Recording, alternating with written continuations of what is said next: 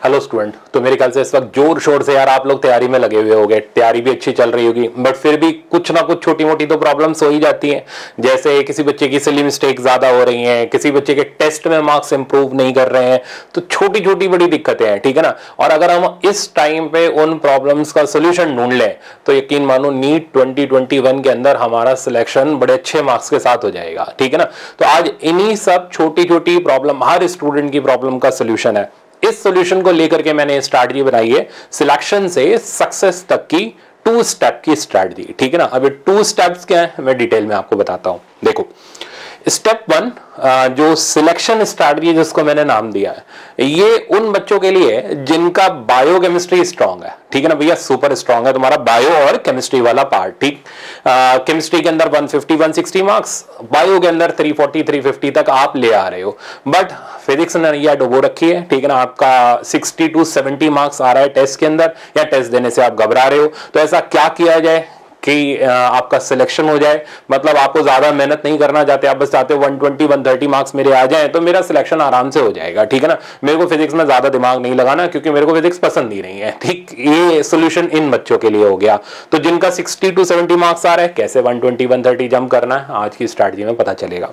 दूसरा, बहुत से बच्चे ऐसे हैं जिनका फिजिक्स का स्कोर जो है 120 130 पे अटका हुआ है, ठीक है ना, और मतलब फिजिक्स उन्होंने अच्छी खासी पढ़ रखी है, बट क्या होता है वहां पर एग्जाम देते वक्त जो टेस्ट दे रहे हैं सिली मिस्टेक्स हो जा रही हैं, प्रॉपर रिवीजन का उनको तरीका नहीं पता चल पा रहा, तो उनके मार्क्स जो है ना वो जंप नहीं कर पा रहे 120 130 से ऊपर। वो चाह रहे हैं यार 150 160 आ जाए, मैंने इतना पढ़ा है तो इतने तो मैं डिजर्व करता हूं, इतने तो मार्क्स आ जाए, बट फिर भी बहुत कोशिश के बाद भी वो मार्क्स जंप नहीं हो रहे हैं। तो क्या तरीका लगाया जाए कि मार्क्स जंप हो जाए, तो वो होगा स्टेप 2 जिसको मैंने नाम दिया है सक्सेस स्ट्रैटेजी। तो सबसे पहले हम डिस्कस करते हैं स्टेप 1 सिलेक्शन स्ट्रैटेजी। तो ये उन बच्चों के लिए जिनको 60 से 70 मार्क्स जंप कराना है 120 से 130, गिवन बायो अच्छी है, केमिस्ट्री अच्छी है, तब जाके ये स्ट्रैटेजी कामयाब है।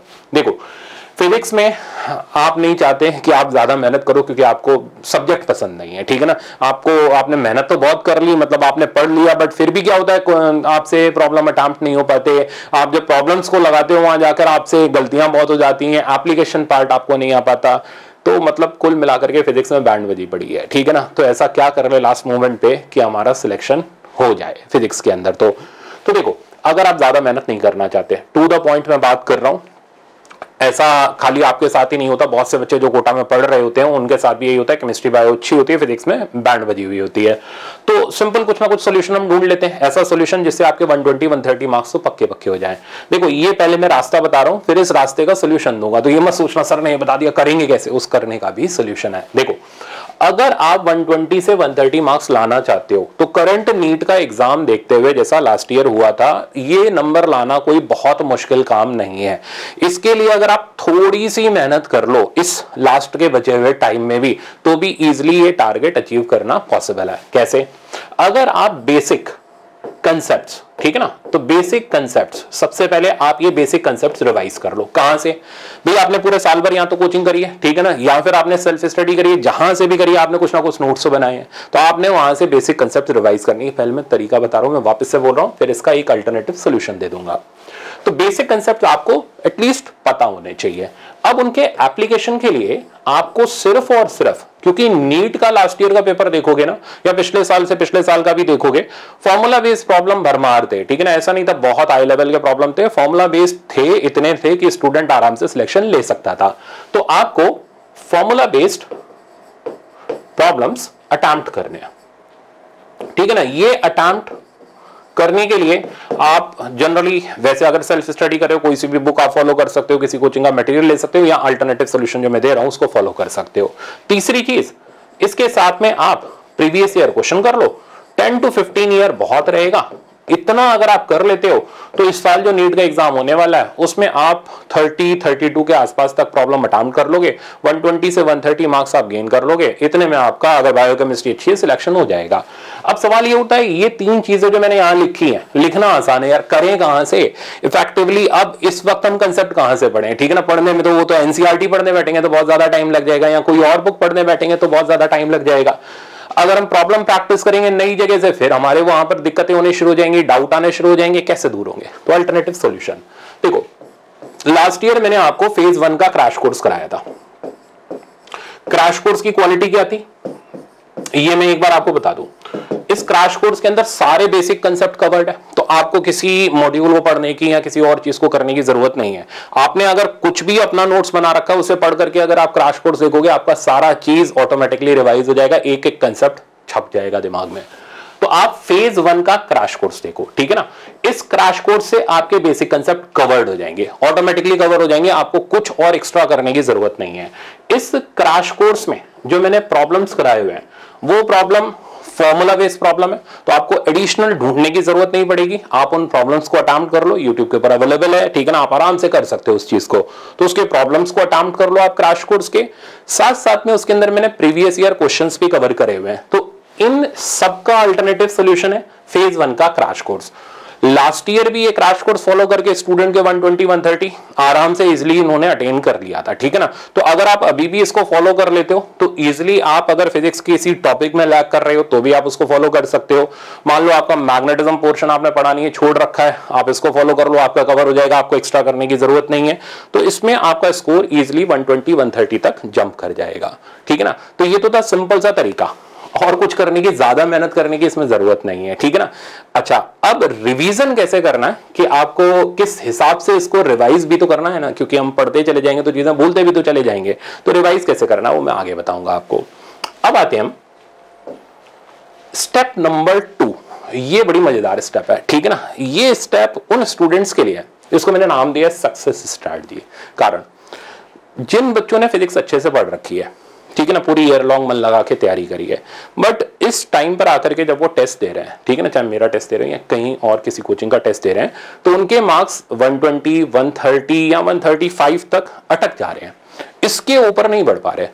क्यों? क्या उन्हें कंसेप्ट नहीं आते? नहीं आते तो हैं, बट क्या होता है जब वहां अप्लाई करने बैठ रहे हैं तो या तो टाइम नहीं बच रहा, या फिर उनसे सिली मिस्टेक हो जा रही है, ठीक है ना, या फिर वो क्या कर देते हैं कैलकुलेशन मिस्टेक कर देते हैं, या फिर वो नेगेटिव मार्किंग करके ले आ रहे हैं। तो ऐसा क्या तरीका हम यूज करें कि जिनसे ये सारी चीजें हमारी कंट्रोल हो जाए और हमारा स्कोर 130 से 160 170 तक जंप कर जाए, ठीक है ना। तो ये हम सक्सेस स्ट्रैटेजी के अंदर डिस्कस करने जा रहे हैं। देखो, अगर आप खाली पढ़ते रहते हो और चीजों की प्रैक्टिस नहीं करते तो आपका सारा पढ़ा हुआ बेकार है, क्योंकि हमारा एग्जाम एप्लीकेशन बेस्ड एग्जाम है जिसके अंदर प्रैक्टिस होनी चीजों की जरूरत है, प्रैक्टिस होनी चीजों की जरूरी है। तो आपको क्या करना है, आपने फेज 1 का तो क्रैश कोर्स फॉलो कर लिया, आपने सारे कंसेप्ट सीख लिए, ठीक है ना, सब कुछ आपने, प्रीवियस ईयर क्वेश्चन भी हो गए आपके, आपने फॉर्मूला बेस्ड चीजें भी सीख ली, आपने कंसेप्ट भी सीख लिए।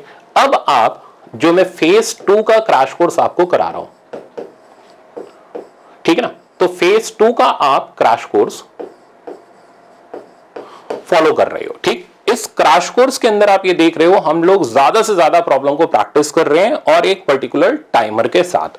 टाइमर का बेनिफिट ये हुआ है कि जिन स्टूडेंट को पहले प्रॉब्लम करने में 2-3 मिनट लग रहे थे, अब वही स्टूडेंट उन प्रॉब्लम को 40 to 50 सेकंड के अंदर अटेम्प्ट कर रहे हैं। हालांकि हम लोग, जब मैं टाइमर सिलेक्ट करता हूं तो 30 सेकंड से 45 सेकंड का ही हार्डली टाइमर रहता है।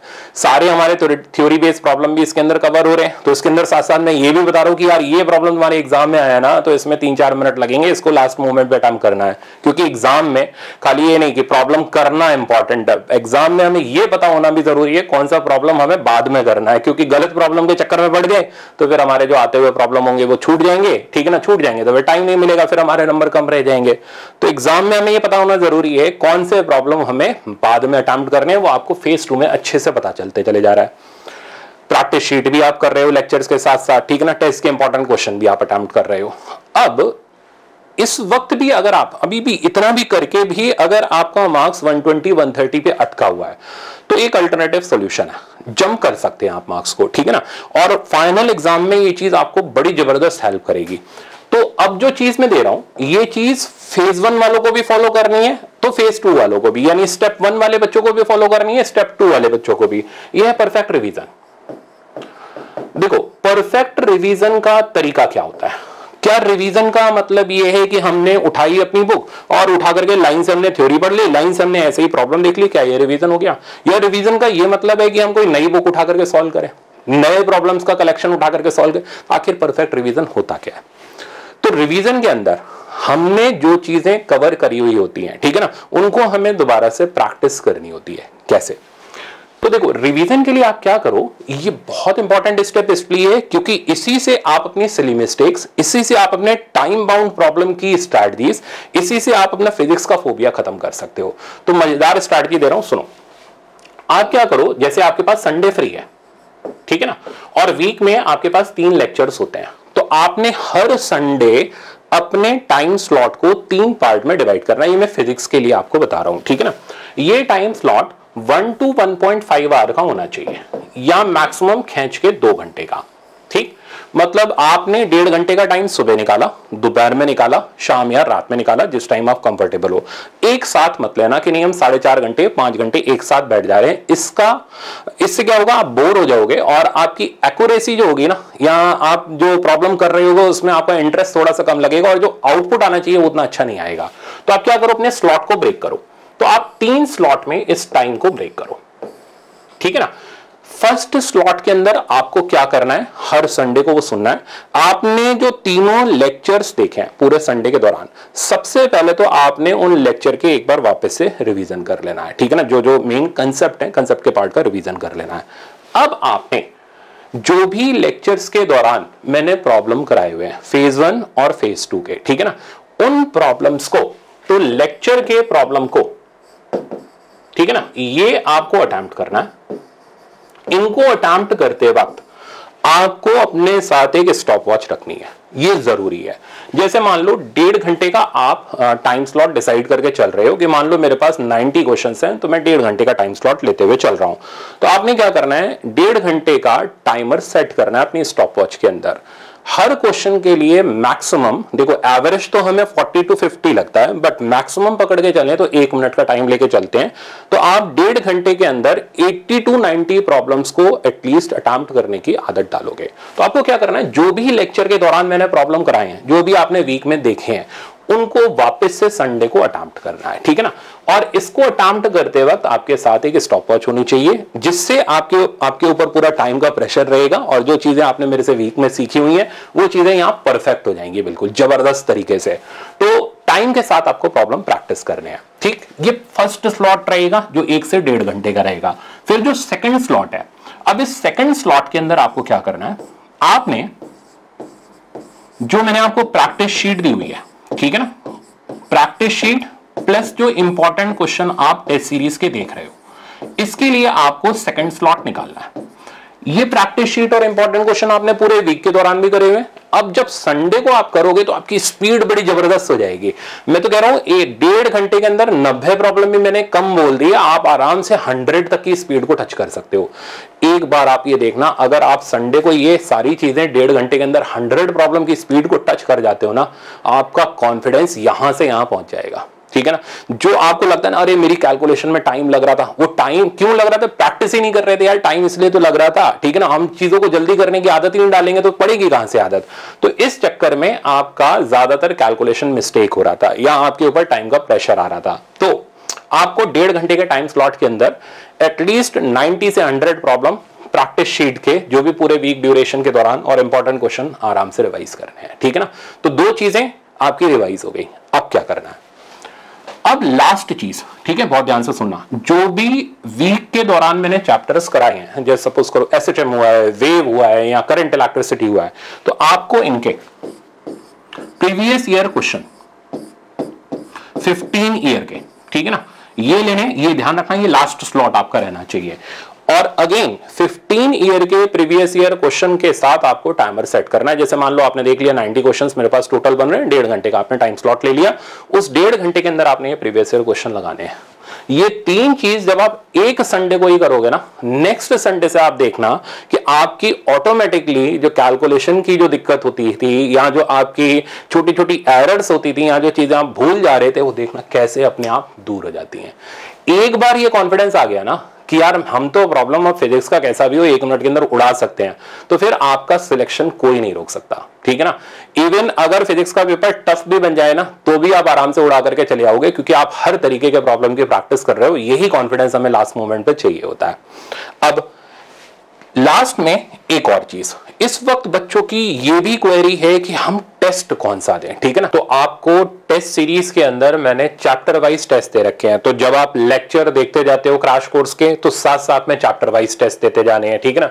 देखो टेस्ट ही वो चीज है जो हमें फाइनल एग्जाम के लिए बहुत जबरदस्त कॉन्फिडेंस देने वाला है। अगर हम इस रूटीन से चल रहे हैं तो ये गारंटी मानो आपके नंबर बिल्कुल भी कम नहीं आएंगे, 140 150 160 इजिली आप अटेन कर लोगे, कॉन्फिडेंस यहां से यहां तक पहुंच जाएगा, ठीक है ना। तो टेस्ट आप चैप्टर वाइज देते जाओ, साथ साथ में लेक्चर के देते जाओ। फिर जैसे ही आपके लेक्चर 3 4 5 इकट्ठे होते हैं, आप वहां पर देखोगे रिवीजन टेस्ट मैंने वहां दे रखे हैं, तो रिवीजन टेस्ट आपको अटेम्प्ट करने हैं। फिर जैसे आपका सिलेबस कंप्लीट होगा तो आपको 11th full syllabus, 12th full syllabus और एनसीईआरटी बेस्ड फुल सिलेबस मैंने आपको टेस्ट दे रखे हैं। तो जितने ज्यादा हम इस लास्ट मोमेंट में इस 1 से 2 महीने के अंदर टेस्ट देते जाएंगे, हमारा कॉन्फिडेंस उतना जबरदस्त होता चला जाएगा। बहुत हाई लेवल का कोई टेस्ट आपको नहीं देना। इसको ध्यान में रखते हुए मैंने जो मेजर टेस्ट आपके बनाए हैं वो एनसीईआरटी बेस्ड टेस्ट बनाए हैं, ठीक ना, क्योंकि पेपर वैसा ही आना है। तो आपके एनसीईआरटी बेस्ड टेस्ट है जिसके अंदर थ्योरेटिकल सवाल है, ठीक है ना। अच्छा, और कुछ टेस्ट मैंने कंसेप्चुअल बेस्ड रखे हैं जिसके अंदर न्यूमेरिकल प्रॉब्लम्स भी हैं। तो मिक्स वैरायटी ऑफ टेस्ट मिलेगी, एनसीईआरटी भी मिलेगा तो आपको अच्छे लेवल का टेस्ट भी मिलेगा, कंसेप्चुअल टेस्ट भी मिलेगा आपको, ठीक है ना, जिससे आपकी हर तरीके की प्रैक्टिस हो जाएगी। तो आप टेस्ट आपको फुल सिलेबस ही देना। इतना फॉलो करने के बाद जब आप टेस्ट दोगे, आप ये जरूर देखना आपका मार्क्स जो होगा टेस्ट के अंदर किसी भी तरीके से 150 160 के नीचे नहीं आएगा, ठीक है ना।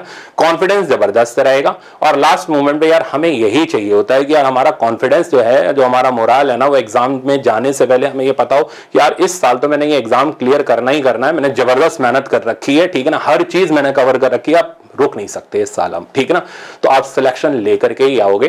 तो अब आप इस स्ट्रैटेजी को फॉलो करो, चाहे आप 60 to 70 मार्क्स पे हो, चाहे 120 से 130 मार्क्स पे हो, डेफिनेटली आपके मार्क्स का इंप्रूवमेंट होगा और कॉन्फिडेंस जबरदस्त हो जाएगा। लास्ट में टेस्ट देना मत भूलना। Thank you so much.